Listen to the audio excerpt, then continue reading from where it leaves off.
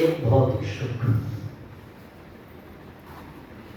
भौतिक सुख में संसार की वस्तुएं, संसार के साधन है, वो भी आवश्यकता की पूर्ति होती है, वो जरूरी भी है। दूसरा सुख है आध्यात्मिक सुख।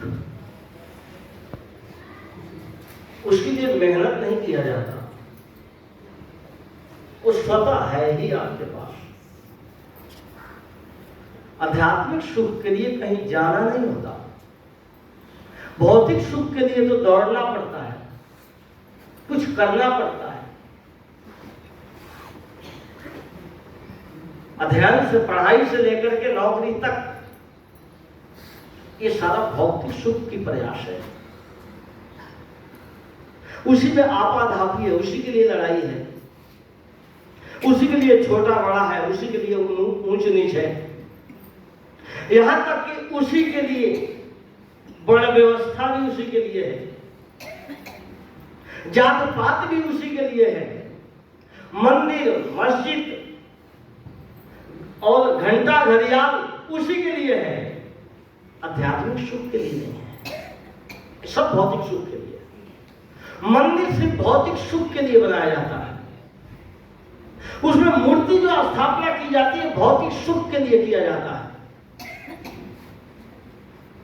जितने भी देखा जाता है मानसिक तल पर, बौद्धिक तल पर जो जीवन जीने वाले हैं, सब भौतिक सुख के गुलाम हैं।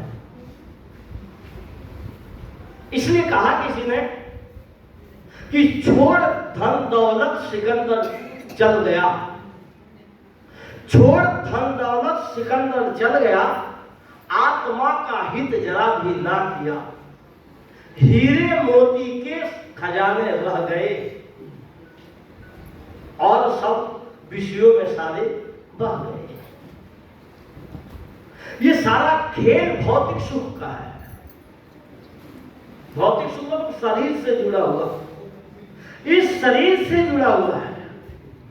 ऐसा शरीर रहेगा नहीं। आध्यात्मिक जीवन में, सत्संग के जीवन में ये बोध होता है, जानकारी होती है कि ये शरीर रहने वाला नहीं है। और भौतिक जगत में जो जाओगे तो हाँ, इसकी कोई चर्चा ही नहीं है। मौत की तो एक पल भी चर्चा नहीं है कि तुम मरोगे, तुम्हारा सब छूटेगा, जितना इकट्ठा कर रहे हो एक भी नहीं रहेगा, सब छूट जाएगा। इसकी तो चर्चा सिर्फ आध्यात्मिक जगत में, सत्संग के जीवन में होता है, सत्संग में होता है। ये कुछ भी रहने वाला नहीं, ये कुछ भी साथ जाने वाला नहीं। अब बाहर जगत में, बाहर जगत में तो यह है कुछ कर लो, कुछ कमा लो, कुछ जमा कर लो, कुछ इकट्ठा कर लो, ताकि भोगों को भोगना है, भौतिक सुखों का आनंद लेना है। कितने लोग सुखी हो रहे हैं? थोड़ा आंख खोल के देखो, नजर से देखो, अपनी दृष्टि से देखो, या अपने जीवन में जो घटनाएं घट रही है उन भौतिक सुखों के प्रति क्या सुख मिला, उसके तरफ आप देखिए। क्या कभी थोड़ा भी चैन मिला या मन में शांति मिली? खूब धनी भी खूब है, बदवाले भी खूब है, नहीं क्या है? दिल में चैन है, शांति है? एक पल भी नहीं, एक पल भी नहीं जीवन में शांति।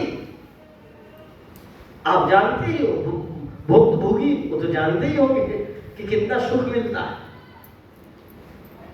फिर भी हम उसी में लगे हैं। लगना भी चाहिए। मैं नहीं कहता कि आप छोड़ करके त्यागी हो जाओ, छोड़ करके आध्यात्मिक हो जाओ, ये मैं नहीं कहता। क्योंकि जीवन दोनों जरूरी है, भौतिक जीवन भी जरूरी है और आध्यात्मिक जीवन भी जरूरी है। लेकिन अगर दोनों का बैलेंस होगा, दोनों का समानता होगी, तब आपका जीवन सुखी होगा। क्योंकि भौतिक जीवन में तनाव है, विषाद है, डिप्रेशन है, टेंशन है, सब चीज होते हुए भी आप उसका उपभोग नहीं कर सकते, सारे साधन उपलब्ध है फिर भी उसका सुख नहीं ले सकते, पूरा जीवन इकट्ठा किया लेकिन उसका उपभोग नहीं हो रहा। इसका मतलब क्या है कि हम जो असली जीवन है उसको समझ नहीं पाए, उसको जान नहीं पाए, उसका ज्ञान नहीं हुआ, उसका बोध नहीं हुआ, उसकी पहचान नहीं हुई। अगर वास्तविक जीवन का, यथार्थ जीवन का, आध्यात्मिक जीवन का यदि बोध नहीं हुआ तो समझ लेना अर्थी उठने तक, या जब तक अर्थी नहीं उठी है तब तक मनुष्य का मन कभी शांत नहीं होगा, मनुष्य का मन कभी संतुष्ट नहीं होगा, मनुष्य का मन कभी भी चैन नहीं पाएगा। भौतिक सुख में तो चैन है ही नहीं, और इसी भौतिक सुख के लिए हम मंदिर, बस्ती, देवी देवता, ईश्वर, परमात्मा, इसके पीछे चलते हैं। कितने ऐसे लोग हैं, थोड़ा बहुत विवेकी तो है, ऐसी बात नहीं है तो विवेकी, लेकिन उतनी दृष्टि नहीं खुलती ताकि हम आध्यात्मिक जीवन की तरफ चले।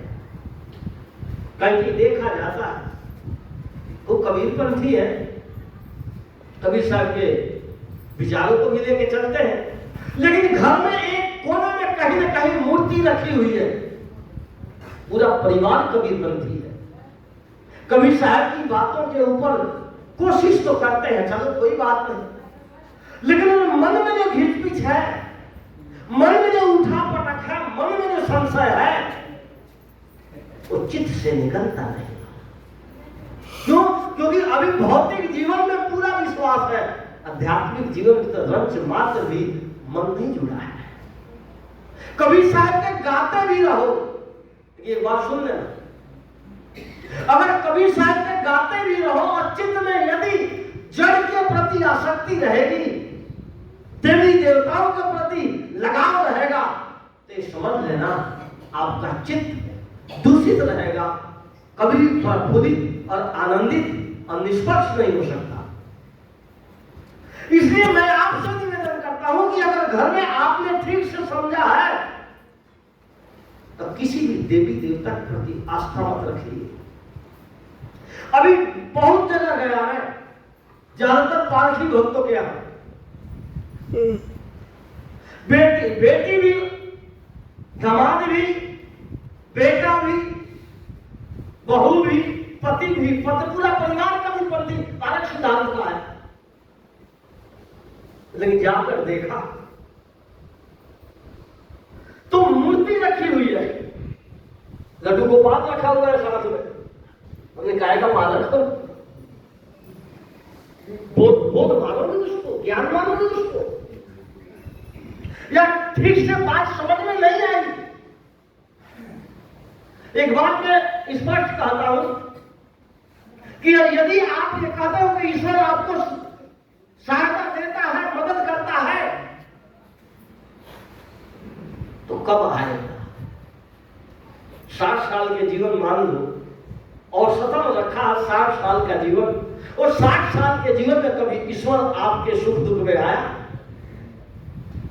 जैसा कहा कि खंभा फोड़ करके आया है प्रहलाद को बचाने के लिए, खूब कथाएं सुनते हैं, खूब पढ़ते भी हैं, उसको बचाने के लिए तो आ गया, नहीं आपके 60 साल के जीवन में कभी आया? तो जब आया ही नहीं आपके जीवन में, तो क्यों लेकर के उसको ढोते हो?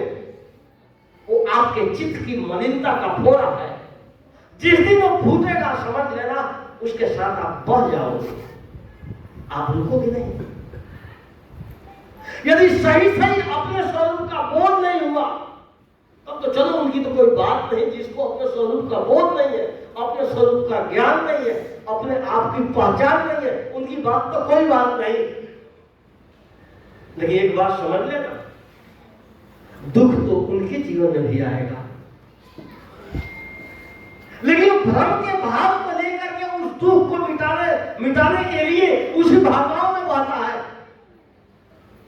लेकिन आप तो पारक सिद्धांत को समझे, पारक सिद्धांत को जानते हैं, जड़ चेतन का बोध है, फिर भी आपके जीवन में उन जड़ पिंडियों के प्रति आसक्ति क्यों? इसका मतलब कहीं ना कहीं कुछ रुका हुआ है, कुछ अटका हुआ है। ये भोग है, ये समझ लेना। भौतिक जीवन का ये सबसे बड़ा दूषित जीवन है जो हम अध्यात्म जीवन नहीं जीते।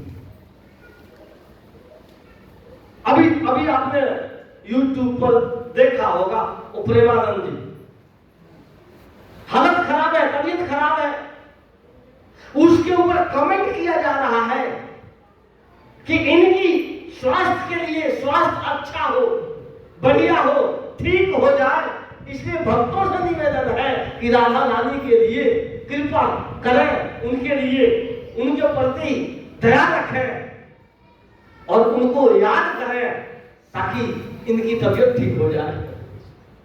कितनी बड़ी बालक बुद्धि है। वो महात्मा भी उसी तरह का है, ये समझ लेना, जिसको अपनी चेतना का ज्ञान नहीं है, अपने कर्म सिद्धांत को हम नहीं जानते, जो प्रारब्धिक भोग है वो सामने आएगा, इसमें कोई देवी देवता, ईश्वर, परमात्मा कोई भी सहायक नहीं होता। ये भी एक सिरे से वही कर पाता है जिसको यथार्थ का बोध है, जिसको यथार्थ का ज्ञान है, जिसको जड़ चेतन की पहचान है, वही इस बात को कहता है। और ज्यादातर ये माताएं, मास्टर जी आए हैं, जब इनकी दीक्षा होने लगी